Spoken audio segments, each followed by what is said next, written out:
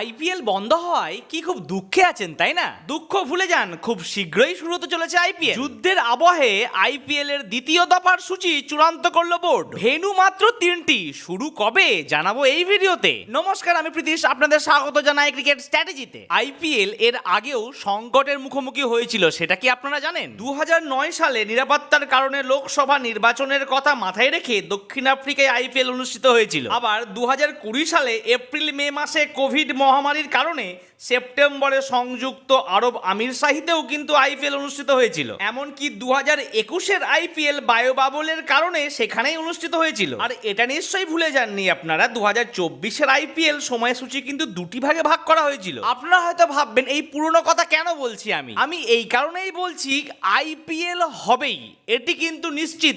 এমন কোনো বছর হয়নি যে আইপিএল সম্পন্ন হয়নি। তাই এখন বড় প্রশ্ন হচ্ছে, কবে, কোথায়, কখন থেকে 2025-এর আইপিএলটি শুরু হবে সেটি তো আপনাদের জানাবোই। তার আগে ছোট্ট করে একটু এই ভিডিওতে লাইক আর চ্যানেলটিকে সাবস্ক্রাইবটা করে দিন। এখনো পর্যন্ত 2025 আইপিএল এর পয়েন্ট টেবিলটি একবার দেখে নিন। গুজরাট, ব্যাঙ্গালোর আর পাঞ্জাব এরা 16 পয়েন্টে রয়েছে, আর 14 পয়েন্টে রয়েছে মুম্বাই আর দিল্লি। কলকাতা 11, লখনৌ 10, হায়দ্রাবাদ 7 আর রাজস্থান আর চেন্নাই এরা রয়েছে 6 পয়েন্ট নিয়ে। ভারত পাক সংঘর্ষের আবহে এক সপ্তাহের জন্য আইপিএল বন্ধ রাখা হয়েছে। মোটামুটি তার দিনক্ষণও ঠিক হয়ে গেছে। খুব স্বাভাবিকভাবেই আইপিএল শুরু হলে বেশ কিছু পরিবর্তন করতে হবে বোর্ডে। এখনো পর্যন্ত এই আইপিএলে মোট 16টি ম্যাচ বাকি রয়েছে। নতুন সূচিতে রয়েছে মাত্র 3টি ভেন্যুর নাম। এই 3টি ভেন্যুর মধ্যে রয়েছে ব্যাঙ্গালোর, চেন্নাই আর হায়দ্রাবাদ।